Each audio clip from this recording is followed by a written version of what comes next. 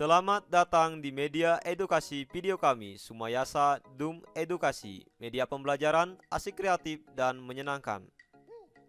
Pada kesempatan ini kita akan belajar bersama tentang materi tematik kelas 6, tema 7 kepemimpinan, subtema 1, pemimpin di sekitarku, pembelajaran 4. Burung beo, burung belibis, buah naga dimakan ulat. Tonton videonya sampai habis, semoga bermanfaat.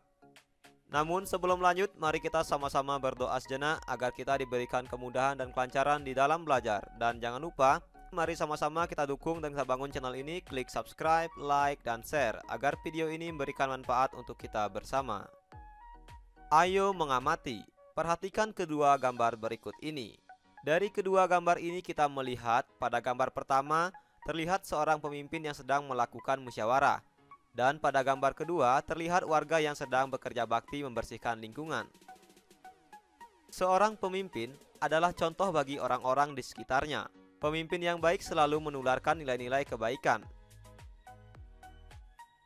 Ayo membaca.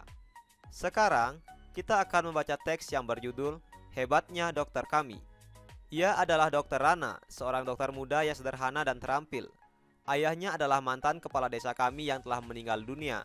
Dokter Rana baru kembali ke desa kami 2 tahun yang lalu setelah 10 tahun lebih merantau ke ibu kota.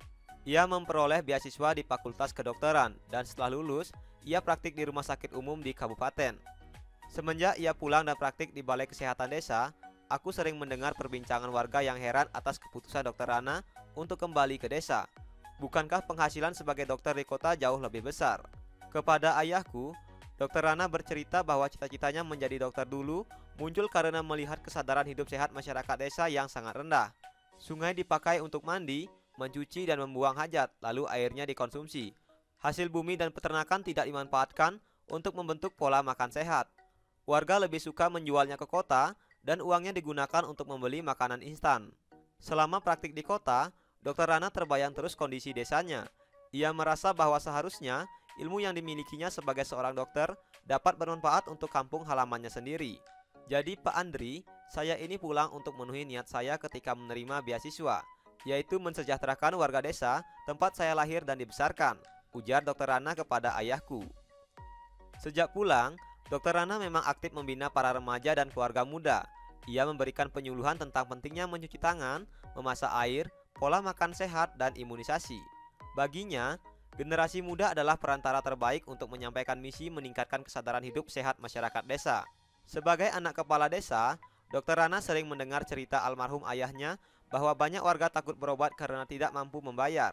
Tak ingin hal ini terjadi, maka diumumkannya bahwa warga dapat membayar jasanya dengan sampah. Ya, sampah. Sampah kering jenis apa saja yang dapat didaur ulang.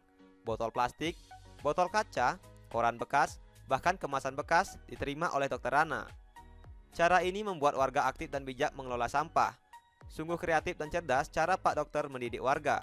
Seperti mendiang ayahnya, Dokter Rana menjadi sosok yang dicintai warga desa. Ia menjadi teladan melalui dedikasi, tanggung jawab, dan kerendahan hatinya dalam menolong warga. Apabila aku besar nanti, aku ingin seperti Dokter Rana. Akan kukejar cita-citaku menjadi guru, dan aku akan kembali untuk membangun kampung halamanku. Ayo berdiskusi. Setelah kita membaca teks yang berjudul Hebatnya Dokter Kami, sekarang kita akan mencoba menjawab beberapa pertanyaan berikut ini. Yang pertama, apa yang akan terjadi apabila para pemimpin tersebut tidak memiliki nilai-nilai kepemimpinan yang baik? Yang akan terjadi yaitu organisasi atau perkumpulan yang dipimpin oleh pemimpin tersebut akan mengalami kekacauan. Tujuan yang ingin dicapai bersama-sama dalam kumpulan atau organisasi tersebut akan sulit terwujud.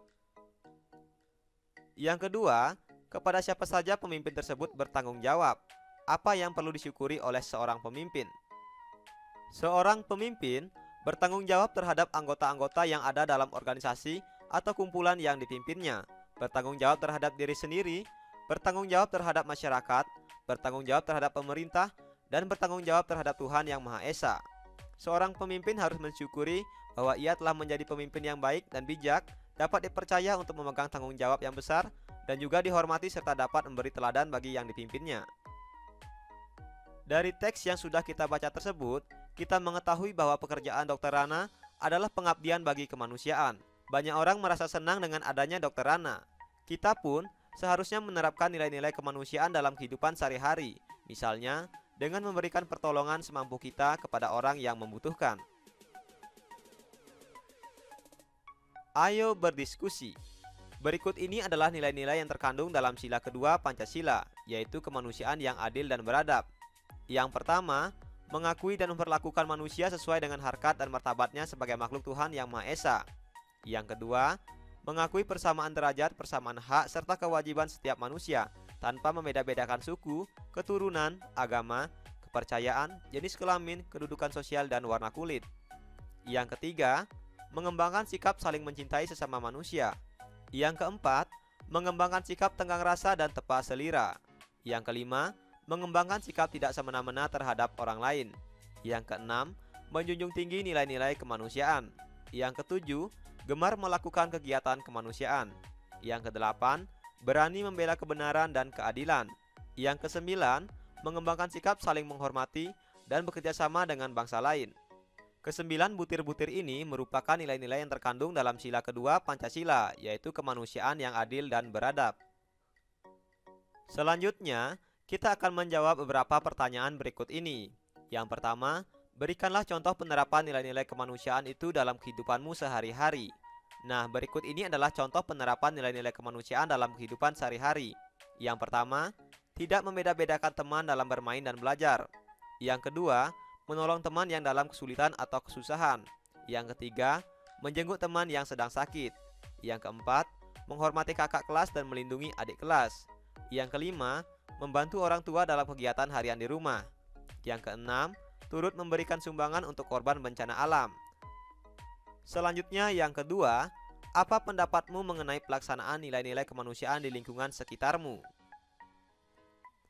Pelaksanaan nilai-nilai kemanusiaan di lingkungan sekitar saya sudah berlangsung dengan baik, walaupun ada beberapa hal yang perlu ditingkatkan, seperti kesadaran warga dalam menyumbang korban bencana alam, kepedulian terhadap tetangga yang tertimpa kesusahan, merupakan hal-hal yang perlu kita tingkatkan. Namun secara umum, pelaksanaan nilai-nilai kemanusiaan di lingkungan sekitarku sudah sangat baik. Salah satu penerapan nilai-nilai kemanusiaan adalah bekerja sama dengan negara lain. Bagaimana bentuk kerjasama negara kita dengan negara-negara ASEAN dalam bidang politik? Pada pembelajaran sebelumnya, kalian sudah mempelajari mengenai negara-negara ASEAN. Untuk lebih jelasnya, kalian dapat mempelajari kembali pada pembelajaran sebelumnya. Ayo berdiskusi. Buatlah laporan mengenai peran Indonesia dalam bidang politik di ASEAN. Buatlah laporanmu dalam diagram berikut ini. Yang pertama, apa peran Indonesia dalam KTT 1 ASEAN di Bali pada tanggal 23 sampai 24 Februari 1976? Yang kedua, apa peran Indonesia dalam kerjasama antar parlemen di ASEAN? Yang ketiga, apa peran Indonesia pada pertemuan ke-44 Menteri Luar Negeri ASEAN pada tanggal 19 Juli 2011? Nah, sekarang kita akan mencoba menjawabnya. Yang pertama, peran Indonesia dalam KTT 1 ASEAN di Bali pada tanggal 23 sampai 24 Februari 1976 adalah KTT 1 ASEAN di Bali merupakan KTT atau konferensi tingkat tinggi pertama yang diadakan oleh negara-negara anggota ASEAN. Salah satu hasil dari KTT pertama tersebut adalah pembentukan Sekretariat ASEAN yang berkedudukan di Jakarta, Indonesia. Peran Indonesia dalam KTT 1 ASEAN di Bali yaitu menjadi Sekjen atau Sekretaris Jenderal ASEAN, kemudian menjadi tuan rumah atau penyelenggara KTT 1 ASEAN. Yang kedua, bentuk kerjasama antar parlemen di ASEAN yaitu ASEAN Interparliamentary Organization atau AIPO merupakan kerjasama antar parlemen, merupakan badan yang didirikan untuk meningkatkan kerjasama antar parlemen negara-negara ASEAN. Peran Indonesia dalam bentuk kerjasama antar parlemen di ASEAN yaitu pada tahun 1974 Indonesia melalui DPR RI mengusulkan pembentukan kerjasama antar parlemen di ASEAN. Yang kedua, pada tahun 1977 Indonesia bersama Thailand, Filipina, Singapura dan Malaysia secara resmi mendirikan kerjasama antar parlemen ASEAN. Yang ketiga, apa peran Indonesia pada pertemuan ke-44 Menteri Luar Negeri ASEAN pada tanggal 19 Juli 2011? Berikut ini adalah peran Indonesia pada pertemuan ke-44 Menteri Luar Negeri ASEAN yang diselenggarakan di Bali pada tanggal 19 Juli 2011. Dalam pertemuan tersebut, dibahas pembentukan Institut Perdamaian dan Rekonsiliasi. Adapun peran Indonesia yaitu menjadi tuan rumah pertemuan ke-44 Menteri Luar Negeri ASEAN. Yang kedua, Menteri Luar Negeri Indonesia memimpin pertemuan ke-44 Menteri Luar Negeri ASEAN pada tanggal 19 Juli 2011. Belajar asik, kreatif, dan menyenangkan bersama kami Sumayasa Dum Edukasi. Ayo merangkum. Apa ya yang sudah aku pelajari hari ini? Hari ini kita telah belajar mengidentifikasi nilai-nilai kepemimpinan. Kemudian, kita telah belajar mengidentifikasi nilai-nilai kemanusiaan pada sila kedua Pancasila. Dan kita juga telah belajar mengidentifikasi peran Indonesia dalam ASEAN. Sekarang, cobalah jawab beberapa pertanyaan berikut ini. Yang pertama, tuliskan nilai-nilai kepemimpinan yang harus dimiliki oleh seorang pemimpin.